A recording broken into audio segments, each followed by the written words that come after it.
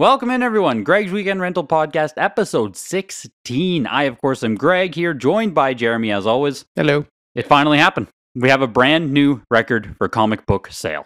We talked about this earlier on one of our episodes here. Going up for auction was the Action Comics number 1, 8.5, highest graded copy to ever hit market, I believe it was. Yeah. And pedigree copy. Yeah.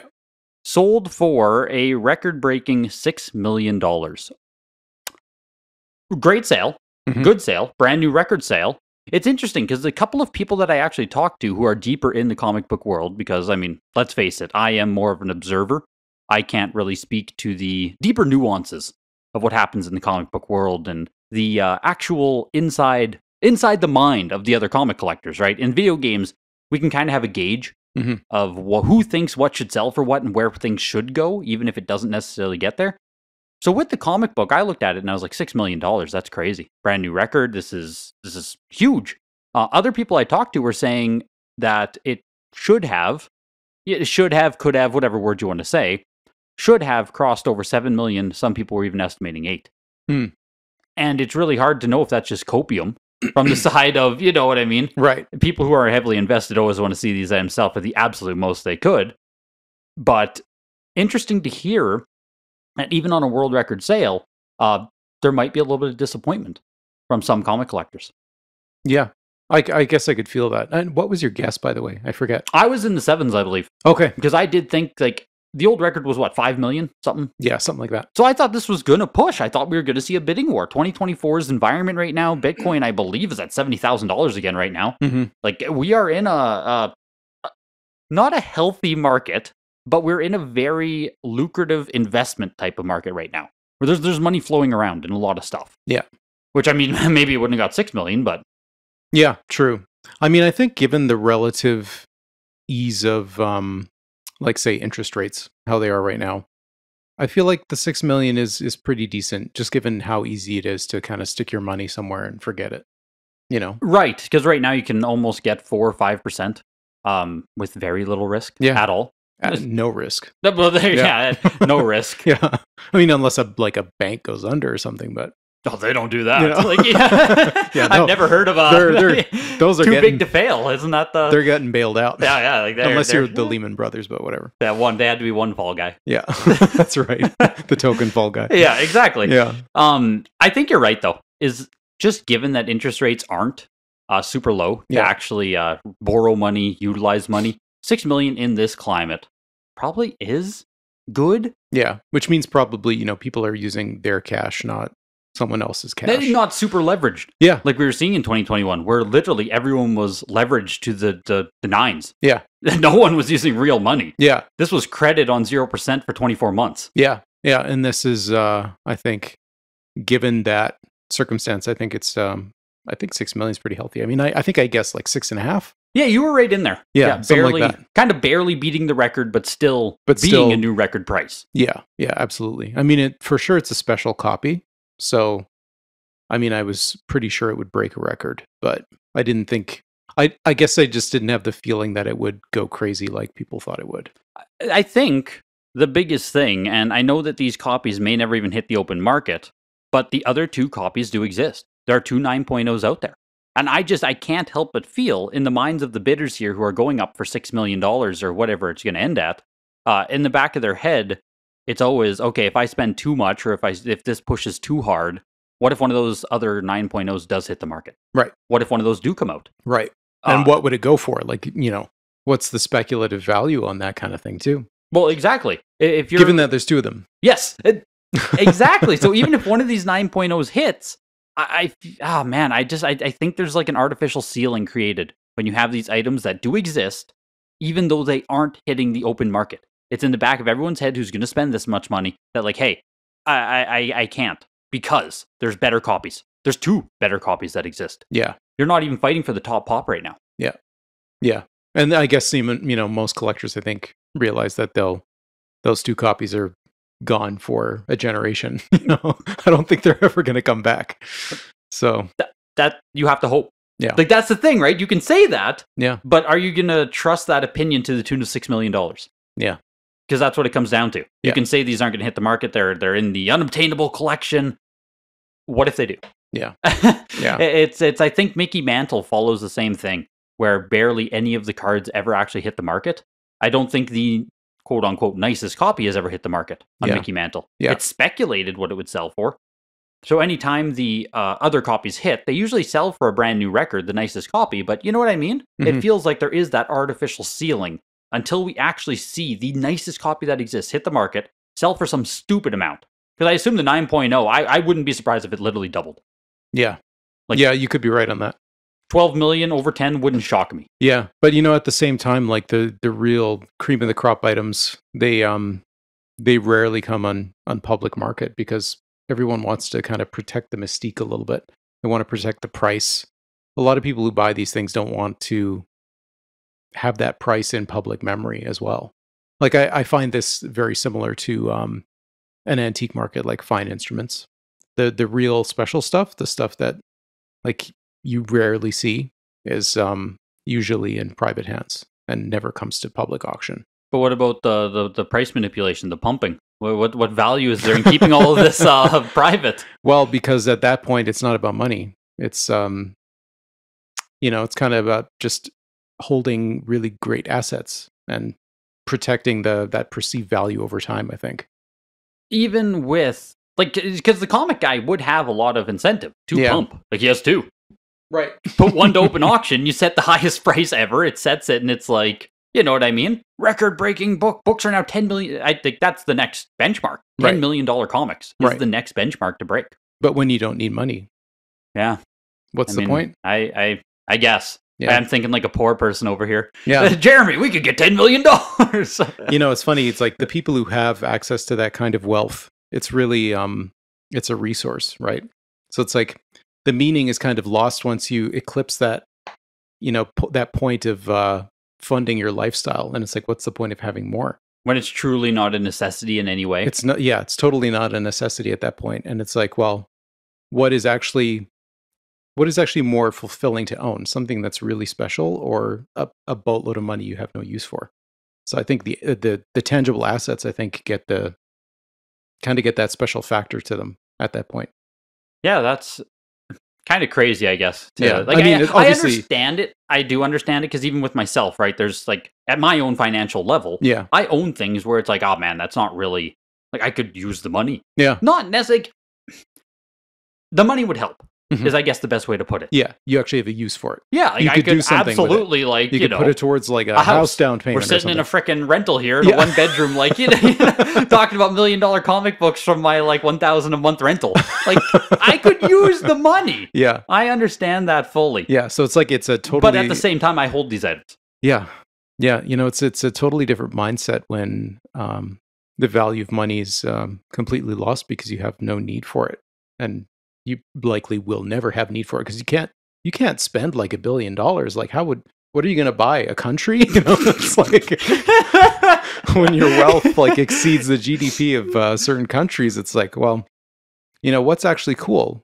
Historical artifacts, really great, like amazing collectibles for Superman. That kind of stuff is cool. And it's like money is not cool at that point. That's I mean, kind of all it comes down to. Yeah. You either buy your expensive supercars, your expensive watches, pop culture relics, actual relics. Yeah. I mean, right? You go all the way to ancient coins, ancient history. Mm-hmm. I think that's what a lot of these people collect, because truly you go into the world of a one of one. Yeah. The exclusivity. Yeah. More than pop culture could ever allot you. Like, you're buying the highest graded copy of something that exists. Do you know how many Action Comics 1s there are? Just total? I believe there's, is there 80 something? I think there's 80. Oh man, it's actually quite low. Yeah, that's actually really low. It's pretty low. Jesus. Yeah, a lot of these Golden Age comics, there's very few copies. All right, wow. Yeah. I mean, that's like NWC level right there, actually. Yeah. Like right on the same. Yeah. Yeah, I think CGC has 80 something graded copies. Well, maybe we'll check on that and amend it if we need to. run the numbers. Yeah. That's what I thought I remembered seeing when I before our last episode when we talked. Yeah, about I know. this. I looked at it too, and now I can't remember the actual number I saw. I think it was like 83 or something like that. Yeah, fair enough. No, I was gonna say there were hundreds, like not like 700, but you know what I mean. 222 copies is where it was in my head. But in saying that, I mean, I guess going after Action Comics 1, so long as it still holds that status in modern collecting here. Because who knows what it'll look like in another 50 years. But as it stands, yeah, I mean, 80 of them exist. You own nicest copies, second nicest copy, nicest pedigree copy. Yeah, and something that is approaching 100 years old, That's something that was insane to just think. a toss away item back then for so many kids. That's why there's no copies around, is because this is like way before anyone thought to preserve these kinds of things. I forget that it's almost 100 years. Like, Yeah. what is it, 85 this year? 85 years, I think. Something like that, yeah. Like, that's insane. It's 1937, did it come out? 37? I was going to say 38. Yeah, it's Yeah, one of those. That's one of those. I'll amend that too. Yeah.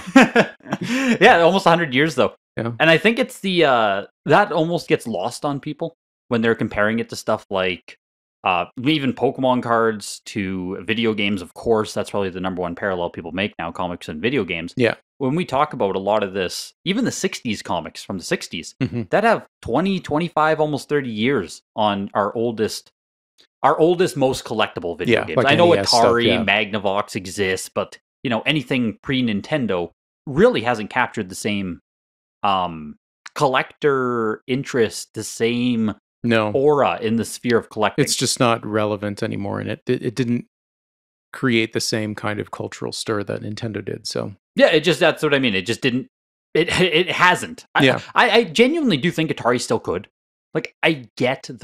I get why Atari would be super expensive. Yeah. I don't know if the actual like supply, demand, all that stuff. There's a lot of unsold stuff, but we do still see rare Atari games sell for thousands of dollars. Mhm. Like, that still exists like as much what as was it, the Air Raid or whatever? Well, yeah, we have Air Raid, Red Sea Crossing. Like, Yeah. there's that super rare side.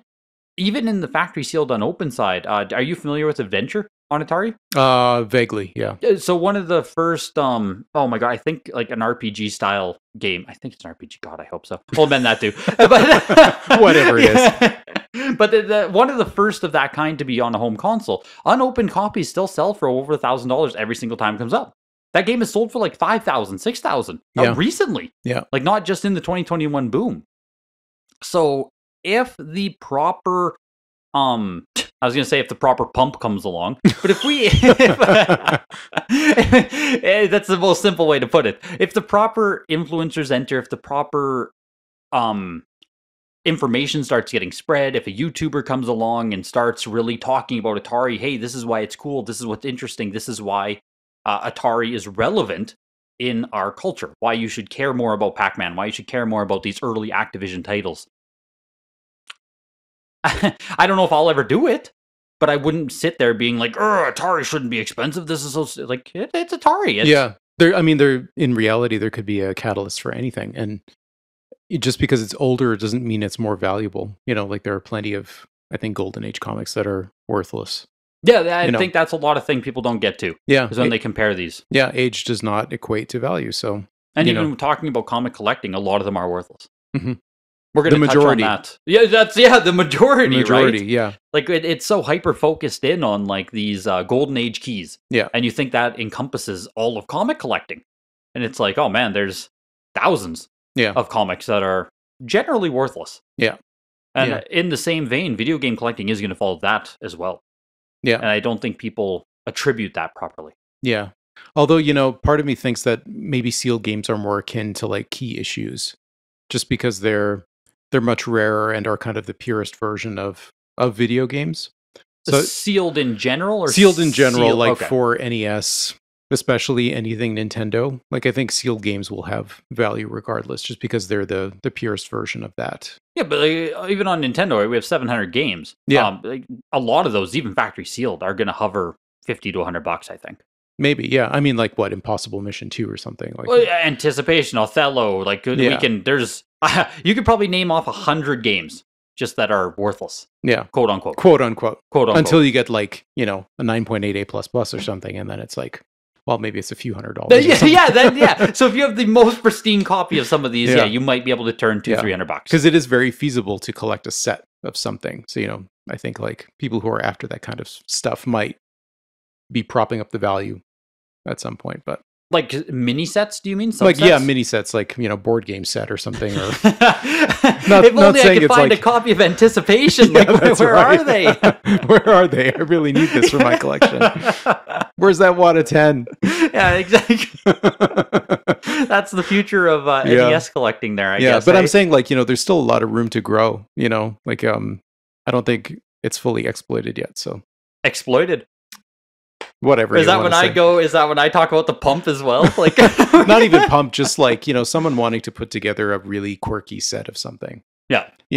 Say, I want to put together like a SNES, first-person shooter set, so they'll go for like Doom and Jurassic Park and Jurassic Park was a first-person shooter? Well, part of it was. Oh my god. Yeah. Ugh. The ocean game, the interiors of buildings were like FPS style. Interesting. Yeah, you never played it? I think I did, but we were garbage at it. Okay. We either rented it or someone owned it. And you couldn't save, so. Yeah, it was like, oh my god, this game's impossible. Yeah. Yeah. I'm pretty sure I did play it, but much like Lion King, much like Mickey on Super Nintendo, like, these games were impossible, man. Yeah. Like, we had Star Wars as well. Like, thinking back to it, I did beat Lion King when I was a kid. How? I couldn't beat Maximum Carnage. I could beat Lion King, though. I got past that ridiculous level.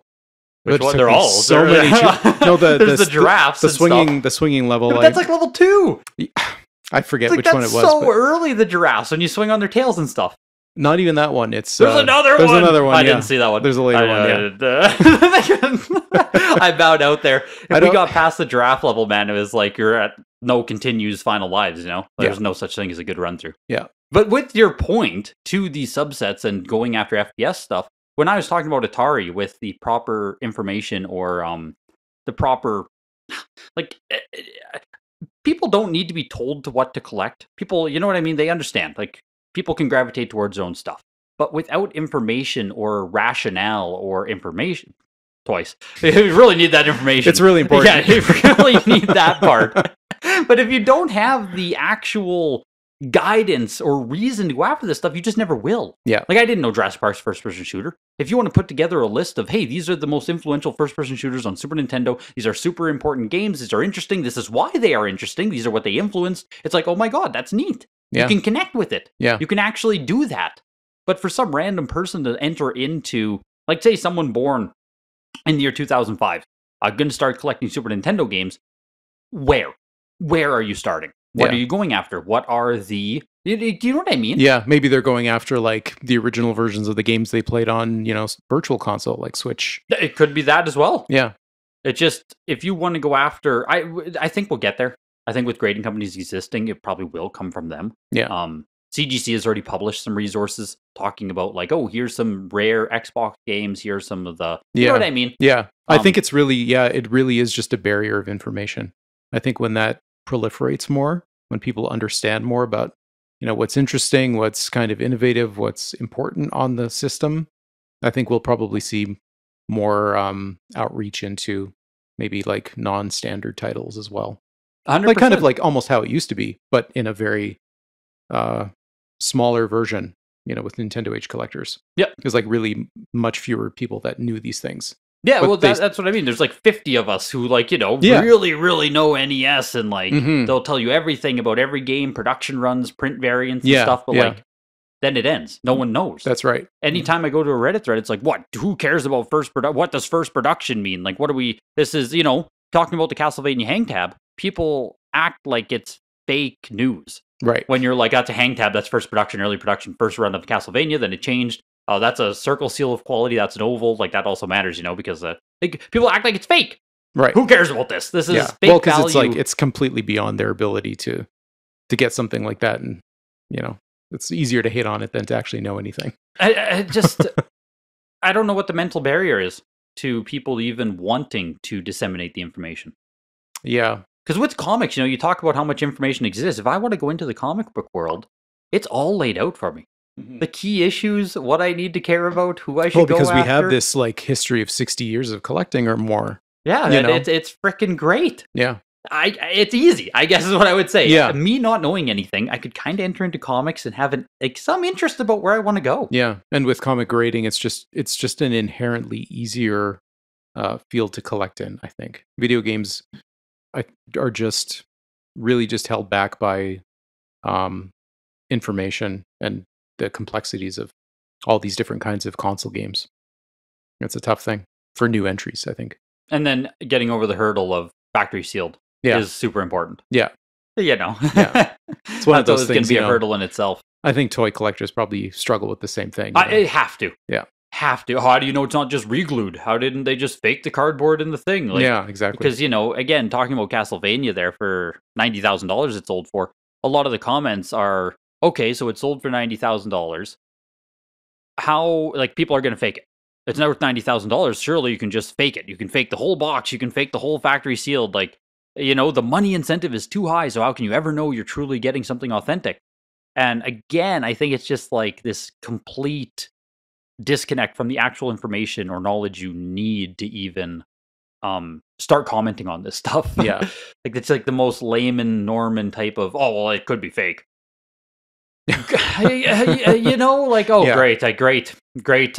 Great input. Yeah. Sure could be. Yeah. I'm glad no other market exists where things have $100,000. Everyone just fakes everything. That's it. That's right. Yeah. Every art piece is just fake. Yeah. They're worth $1 million. Of course they're fake. Yeah. It just, it kills me inside a bit. The earth is flat. Blah, blah, blah. Yeah, but how can we be sure? Exactly. I haven't seen it. I don't know. How do you know? It's like playing devil's advocate when there is no, you don't have a spot of, Yeah, when you just don't have, when you really don't know anything. Yeah, you don't know anything, so you're just tossing this out into the ether, but it's come on, man, there are reasons. Yeah. Just because you don't know them doesn't mean there aren't reasons. Yeah. Exactly. You couldn't look at, an original copy of Action 1 and a reprint of it and not know that one's a reprint. It's book's worth $1 million though, Jeremy. You have to consider at that price point that people are going to create one-to-one fakes. Yeah. How can you tell? There's incentive. I'm sure there is, yeah. So they're all fake. Yeah, because that's right. They're all fake. Because you could just spend $1 million no making one has $1 million to spend on these things. What are you talking about? You can spend $1 million making a fake, and then you can sell it. Yeah. So and clearly, you should invest $1 million into making a fake. That's right. Break even. That's your best bet. And no one will be able to tell because you put $1 million into it, and that's it's just that easy. Oh man, that's his. I could go off on this. Yeah. No, the joys of Reddit. Yeah, seriously, man. Some people just it catches my it gets me. Yeah, it gets me every now and then. Evokes your ire. You also can't fight it. There's that thing where you can't go in too hard either, else you just look like you're coping. Yeah. So it's you're damned if you do and damned if you don't. Yeah. Because you just ignore it and it's oh god, now you have disinformation spreading. But if you go in too hard, you also look like you're trying to pump it or push it. You're and it's funny, for me, I love watching science videos. But if I ever want to feel depressed about humanity, I just read the comments. It's one of those things. I'm don't do it. Don't click on those comments. You know what you're gonna see. Do not click. Exactly. And then you can't start fighting because it's just man, this is... it's oh yeah, I could respond to this person and then suck up 3 hours of my life fighting back and forth with someone who knows nothing. Yeah. In the YouTube comment section or the Reddit comment section, it's just this is not this is not it. It's not even worth your consideration. Not it. No. Just go make a video or something. You're not going to change the world convincing this one person. You're not going to convince that person. You're never going to change their mind. Yeah, you're not. That one person you're not going to convince. They've decided the earth is flat and nothing. You could send them up into space. Nothing would change their opinion on that. This is a time thing. We just need more time and more information, and maybe we'll see a slight shift. Maybe. Yeah. But I mean, with Castlevania going for 90,000, just following that, there was also Kid Icarus. Yeah. Coming from the same, I guess now we know, there's been articles published. Joseph from CGC was also saying that... Joseph Leo, right? Joseph Ross. Oh, Ross, okay. One of the actual CGC, I don't know if he's grader, employee, public relations. I don't know what he does. Right. He does it all. I don't think there's that many video game people, to be honest, there. Right. So I think he's kind of... They're in the back room somewhere. Yeah, he has a lot of hats on. But he was commenting in the one of the sealed Facebook groups as well, that now these items are coming from the same estate find out of Texas area, I believe. Right. And they had Kid Icarus hang tab going for 80,000, Castlevania for 90,000, Burger Time hang tab going for 11,000, Trojan for 7,000. This is insane amounts of early print, very, very rare NES games. But then there was also TurboGrafx stuff that came from this, and some other smatterings of goods. And Joseph is now saying that they'll even pedigree the stuff. Yeah, with CGC to kind of try and hold this whole collection together for what it is. Right. So they can track it over time and the start of there being more organic, I guess, pedigrees that do exist. Yeah. Whether or not this deserves a pedigree, I mean, you can argue either way. Yeah. The money amount is definitely there. I mean, we're talking over $200,000 worth of video games, even if it's only 20, 30, 40, 50 games total. Like, this isn't a mass quantity find. Yeah. But it's mass quality. Yeah, mass quality. Like, I think, if you throw this into the comic equivalent and someone stumbles upon a storage locker of, Action 1 and Amazing Fantasy 15 and a bunch of other pristine key issues, I would think, yeah, put a pedigree on that, because it's like, that's kind of a thunderclap moment, finding so much quality in even if it's not a huge amount of stuff. Yeah, I think that's the rationale here, because even Kid Icarus, as far as the first print hang tag copy going to auction, I think there has been in the past. I think there has been, but I couldn't find any record of it. Okay. But I just feel like in my mind, anecdotally, I have a it's like Ash looking up at Ho-Oh, like, was that Kid Icarus? I don't know it for a fact, but I'm sure it's true. Exactly. I think I saw one years ago. Yeah. And but as for one going for open auction, even throughout the whole boom phase, well, same with Castlevania. Right. Throughout 2019 through 2022, whatever years you want to say, the most craziness we saw, these items never hit open auction. So as far as truly this being a special find, yeah, I mean, these are items that don't exist. Yeah. That's why we see him, like, Tom spent $90,000 on the Castlevania. It doesn't exist. Yeah. You just can't get a copy. Like, if you're, the hopes of finding that kind of thing at a garage sale are long dead. Well, it's kind of interesting in that regard. Yes, I agree with you to that respect, but also at the same time, just given how relatively young video games still are, I think the hope and the chance of more finds still does exist. Oh, for sure. Like, we could see, it's so, whenever someone talks about finds, it's like, oh, you're going to get the warehouse with 19 copies of Castlevania Hang Tab. No, obviously not. We're talking about, like this, how we had one copy of Trojan, one copy of Burger Time, one copy of Kid Icarus. That's what I mean with finds still. We're going to have people who simply bought games from years ago, and for whatever reason, be it store or... Yeah, I really don't think store overflow is going to exist much at all. But people who bought these games never opened them for one reason or another. Like the Zelda was also just someone who had it in their family. Right. And they didn't open it. Mm-hmm. And then it was like, hey, what do we have here? And sure enough, $228,000 later. Those finds, I think, are still going to exist in this hobby. Yeah. I don't prescribe to the notion of one right now at all. Yeah. Too young. Yeah. Too young of a hobby. Yeah, we'll see in 20 years down the road what else shows up. Because you just never know. 100%. And that's why I think video game collecting right now is kind of in a special spot too.